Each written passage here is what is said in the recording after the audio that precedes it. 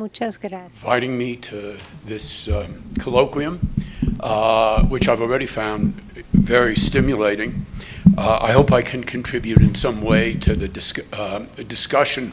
What I'd like to do is to take advantage of this opportunity to raise a series of questions about, basically to raise a series of questions about how you think about the issues of technology, production, and labor. In a way, I'm going to be thinking out loud. At best, my remarks are going to be suggestive rather than definitive, and I hope I provoke and stimulate a discussion. I'm sure that I won't quite be able to convince you. I'm not sure I can convince myself. Let me perhaps preface what I'm going to say that this is a line of thinking that partly comes out of my position at MIT in the Industrial Performance Center, where people are, from all over the world are coming to say, we want to understand the MIT model because we want to imitate it or introduce it in our own country. And my reaction and that of my colleagues is we wish we knew what the MIT model was. But in some ways, my views, my concerns with this series of issues were stimulated 2 years ago when I was invited to a conference in Ecuador. And I went, the conference was in Laos, and I had planned to spend a week afterwards with my partner in Cuenca and Quito. And the conference obligingly provided me with a car and a driver to get from Laos to Quito, I guess it was. And it was a 3-hour drive, and it was through the mountains, the incredible mountains of Ecuador, which are maybe the most startling scenery that I've ever seen. And along the side of the road, periodically you saw all these peasants essentially dressed in their native costumes, walking their llamas, and it was just incredibly exotic. And during this whole 3-hour drive, the driver had the radio on, and on the radio for 3 hours was the vice president of Ecuador giving an endless speech about the need for entrepreneurship and innovation in Ecuador. And it was essentially the same speech that you could hear in any of the 50 states in the United States. If you happen to be spending 3 hours in the car, the governor, the assistant governor, everybody had more or less the same line. And the question is, what is this line about? And is it really applicable to this whole wide range of different places in the world? So it's kind of in response to that kind of question that I'm talking to you today.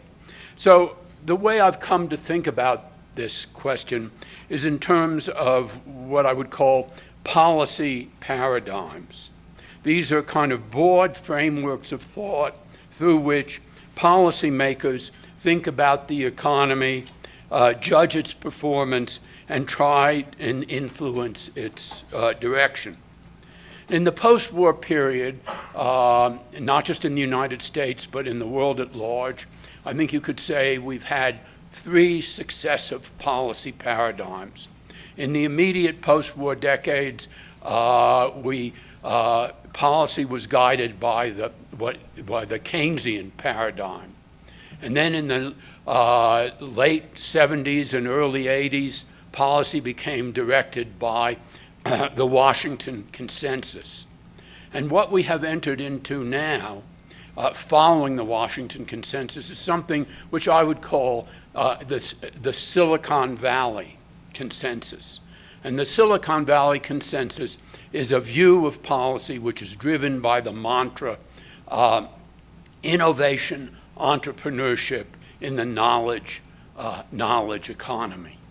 And that is the paradigm, really, that underlies the discussion of the vice president in Ecuador and the governors of all 50 states in the United States and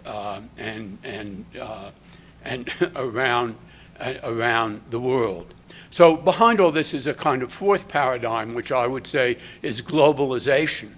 And our view of globalization, or what's driving globalization, kind of has shifted from the Washington consensus to the Silicon Valley consensus. What drove globalization under the Washington consensus was a view about the market, and the engine of globalization was really institutions of trade, of enlarging the market, increasing competition. And under the Silicon Valley consensus, it's really technology.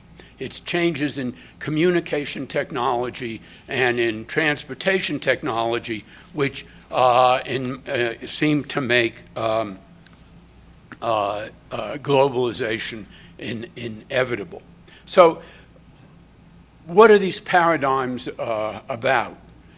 In a certain sense, I think you can't really deny that they exist, but where do they come from? What role do they actually play in the evolution of the economy? Are they, to quote the branch of sociology that studies these kinds of things, are they a camera, or are they an engine? Are they the mirror of what's actually going on in the world, or do they really create the world in which they pretend to be studying? Now, it seems to me that this question of where our policy paradigms come from and how do we understand them is being driven home at the moment by the evolution of politics and policy. And in particular, it's brought home on the one hand by the candidacies of Trump and Sanders in the United States, and on the other hand by the Brexit vote in England. Because all of these movements are extremely critical, a reaction to globalization, but at the same time, that is to the prevailing paradigms, but they don't really offer an alternative. And so the question is, where is that alternative going to come from? And it is a question which comes particularly to the fore because of the resemblance between the current period and what my colleague Suzanne Berger calls the first globalization in the late 19th and early 20th century, the reaction to which ended in Nazism, in communism, and in the Second World War. So as we face the kind of reaction to the current ways of current policies, how do we think about an alternative? And it's in that context that I want to look at particularly the Silicon Valley consensus. I think we, with the help of a number of you in this room, we've pretty much put to bed the Washington consensus. I know there are a lot of adherents out there in the world, but we've criticized it to death. But I don't think we've really dealt with the issues posed by what I'm calling the Silicon Valley consensus. So what really is this consensus? Well, it seems to me that it sits on three kind of pillars. One is innovation, the second is the notion of knowledge, and the third is the question of entrepreneurship. Okay? So I would like to try and discuss each of those pillars in a way in turn.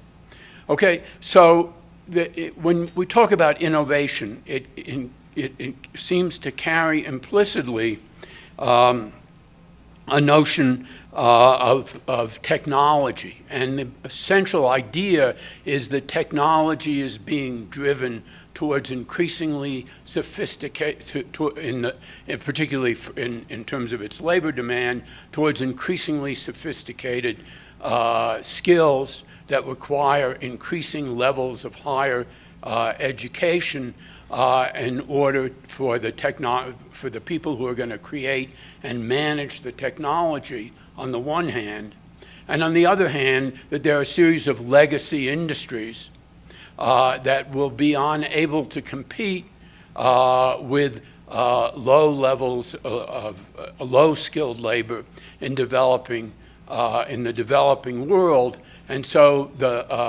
there's going to be a residual of increasingly unemployable labor in the economies that are driven by innovation. Now,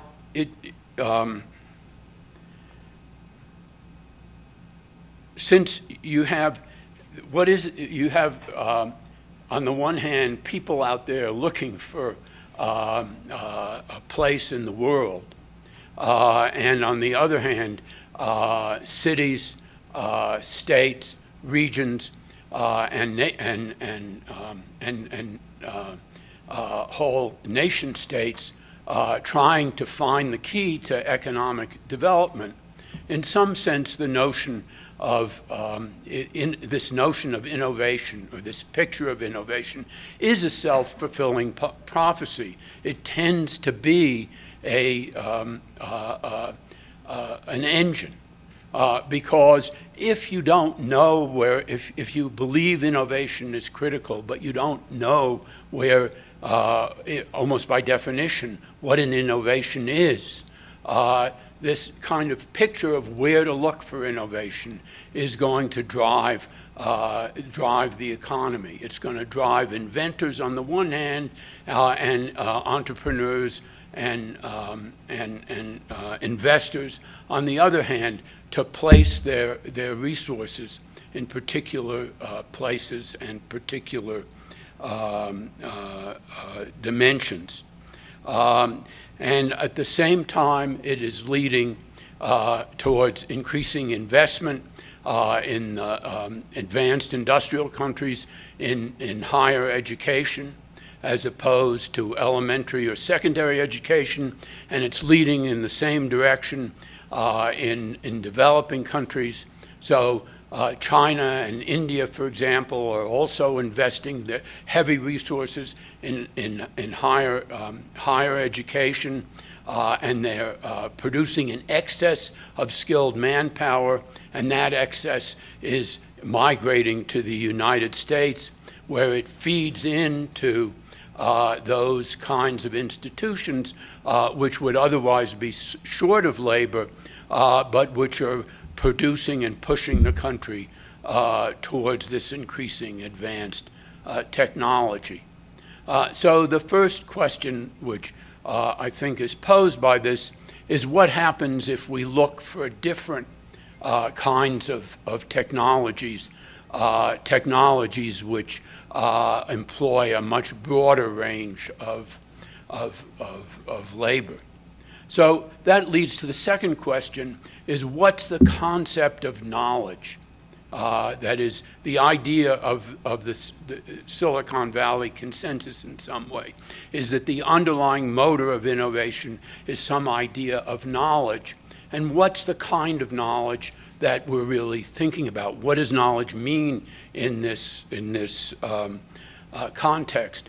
And it seems to me that as you look at, as I look at my own experience and those of my students and colleagues in studying technological change and skill development over the years, that the notion of knowledge which underlies what what the Silicon Valley consensus is a particular notion of knowledge. It's a notion of knowledge which focuses on formal understanding of the kind that's developed in the school, in the formal educational process. But there's another kind of knowledge that is completely different, which is what I think you might call clinical knowledge, or what some of the literature calls tacit knowledge. This is knowledge which, I mean, in the literature on tacit knowledge, it's Michael Polanyi calls it. It says there are things that we know but we can't say.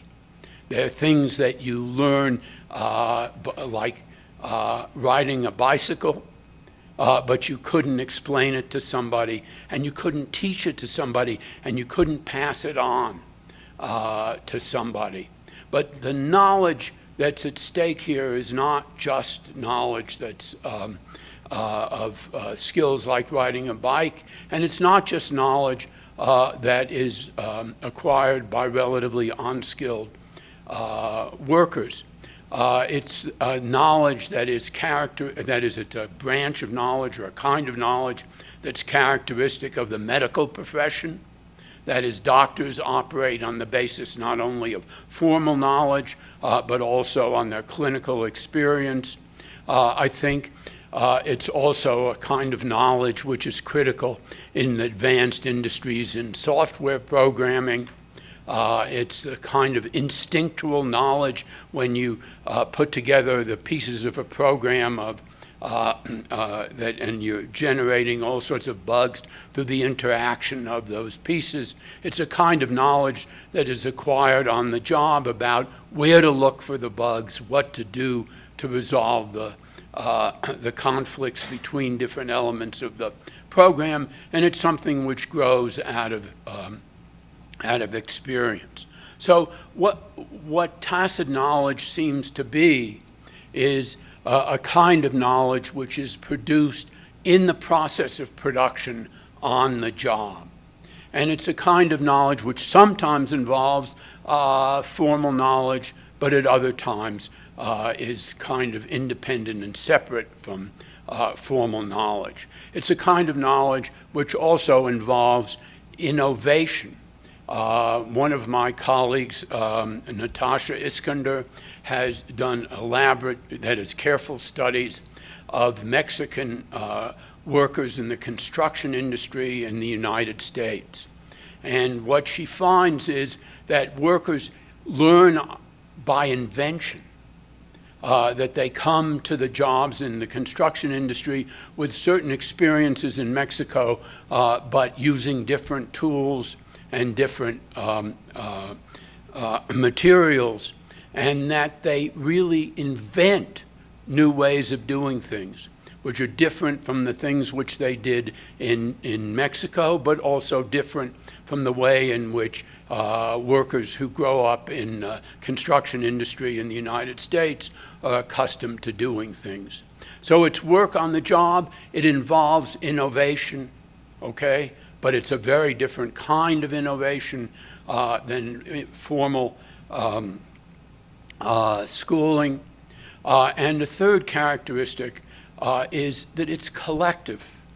That is, the workers do it by interacting with each other, and the knowledge is passed on directly from one worker to another through experience, and as it's passed on, it changes and evolves. And you really can't go into one of these construction sites and say, who invented this way of doing things, because no single person is responsible.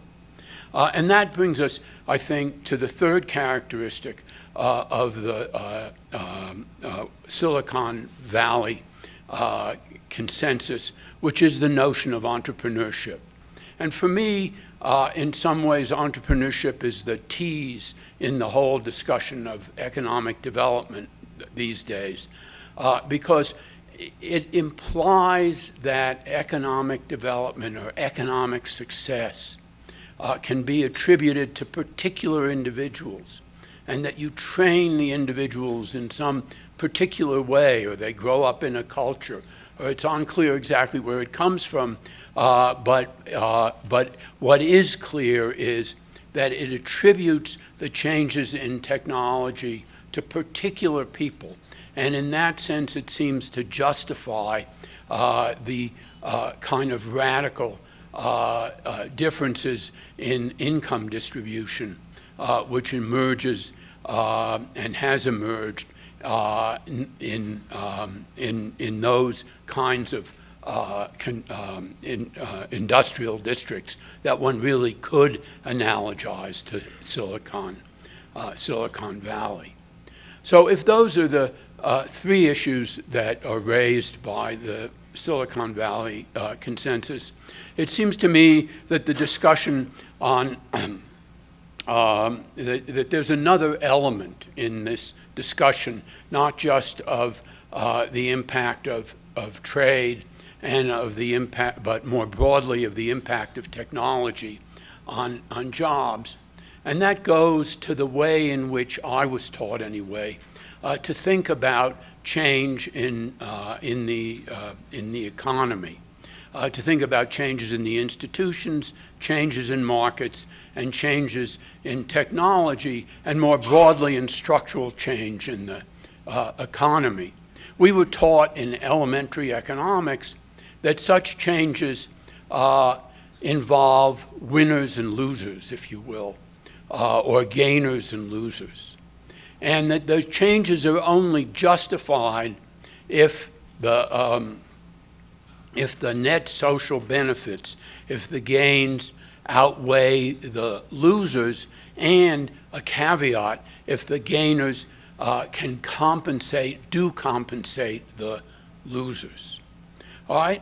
So that was a framework in which which economics, for all its narrowness, has always presented the problem of structural change.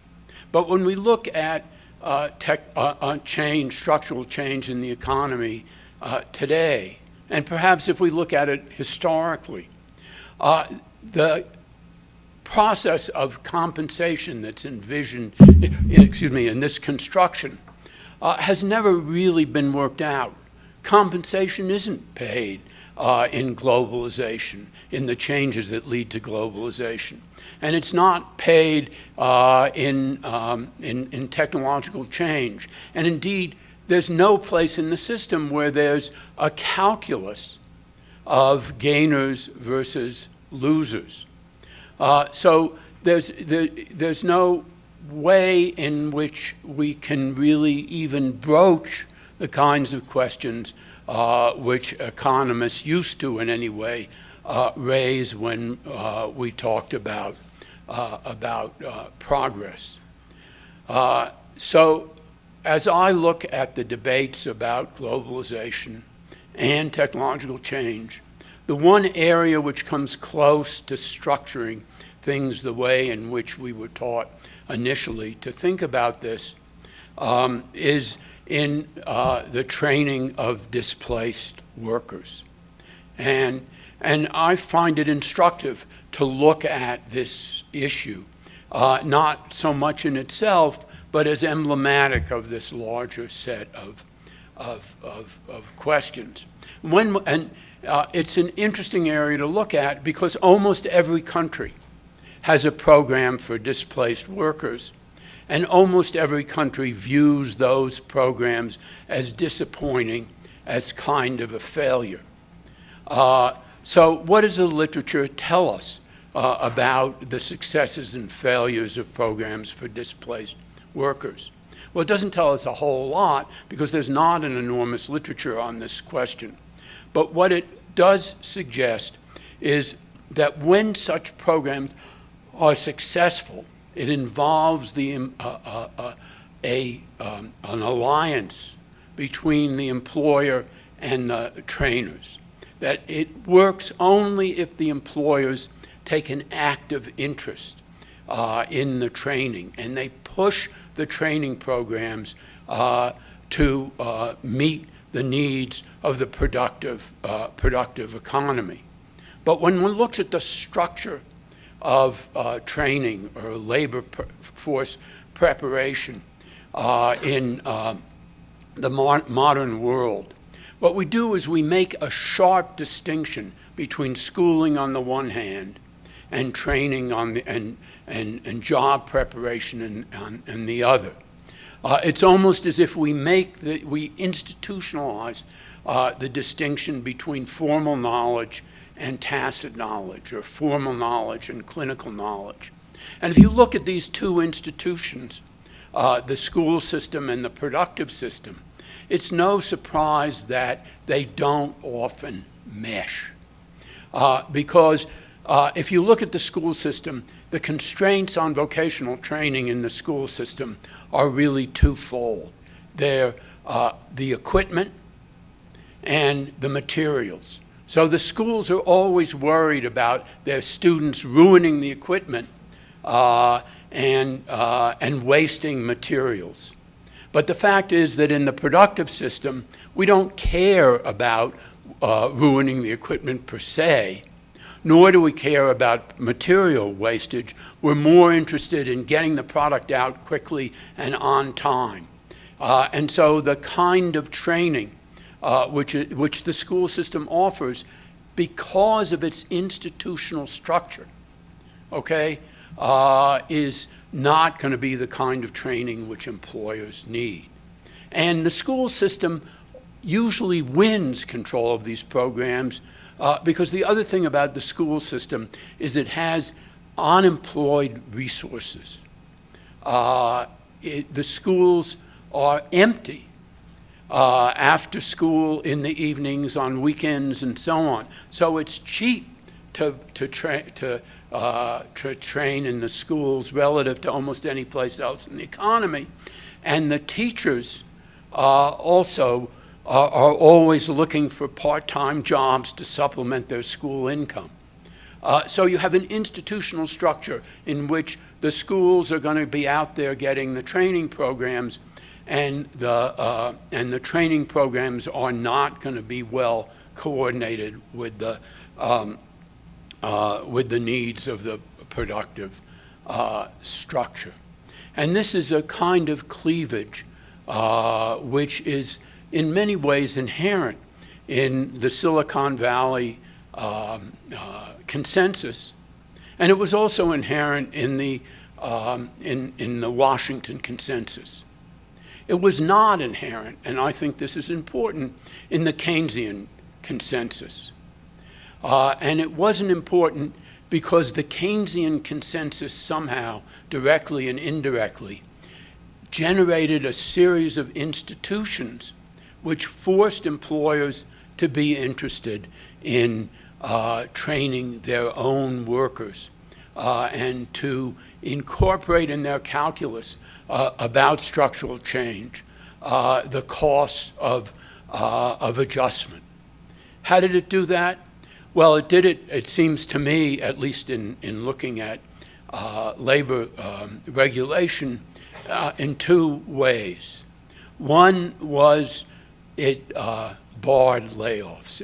It's very difficult, or it was very difficult in the Keynesian world to discharge workers.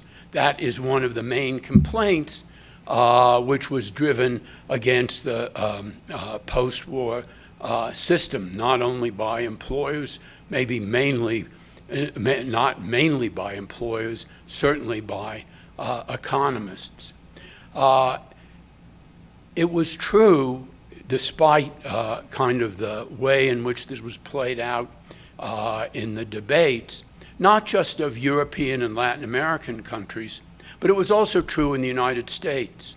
The limitations on layoff were different in the United States because they weren't imposed directly by government, but they were imposed by the seniority rules negotiated by trade unions.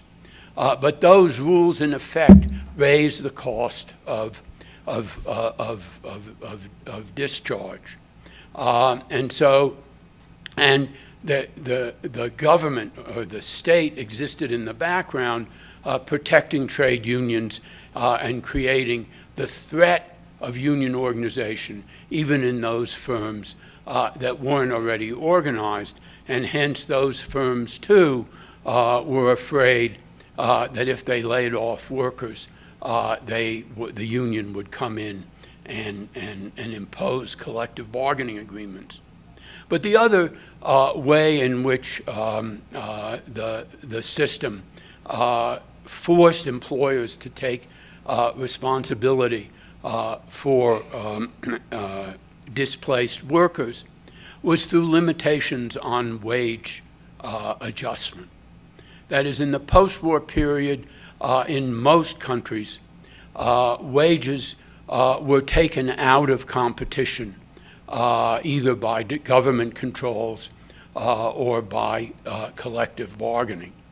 And even in the United States, what is seldom recognized in the United States, which is now viewed as kind of the paragon of the liberal market economy, we had wage controls coming out of World War II and the Korean period, with a legacy that stayed behind even as the formal controls were lifted.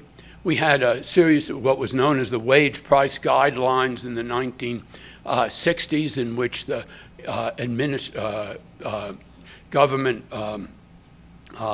laid out restrictions on changes in wages and punished firms which violated those restrictions. And between 1970 and 1980, we had statutory wage controls again. So it was no accident that the wage structure, if you look at it and we've seen it already, I think, in several of the slides today, between 1945 and 1980, the wage structure was constant. When those controls were removed in 1980, you began to get a divergence. Okay, so the Keynesian consensus led to a series of restrictions which forced employers to incorporate in their calculus the cost of adjustment. Now, I don't mean to be necessarily advocating a direct return to the Keynesian consensus. One of the problems with imposing the cost of adjustment on employers is that employers which have to retrain workers often have to compete with new industries or new companies which don't have the legacy or the cost of the workers that are being displaced. I think there are ways of designing institutions which have the flexibility to take that into account. But first we need to have a view of the economy which recognizes the need to impose those costs someplace in the system. But again, I return to the question that stands in the back of my mind as I think about all of this, and that is the issue of how we get to a new public policy paradigm, and the need as we face the political challenges that are being raised to the consequences of the paradigm that we've been living with, how we move towards rethinking the various issues involved here. And as I look at the last two paradigms that we've had, namely the Washington consensus and the Silicon Valley consensus, what I find striking is that in some ways they resemble the political debates of the 1930s or the 1920s. A debate which was between technological determinism on the one hand, that it was a different view of technology a view of technology that comes from what we view today as an antiquated Marxist view of the historical trajectory of the system, but still one line of discussion was driven by the notion that one could find in technology the clues as to where to go.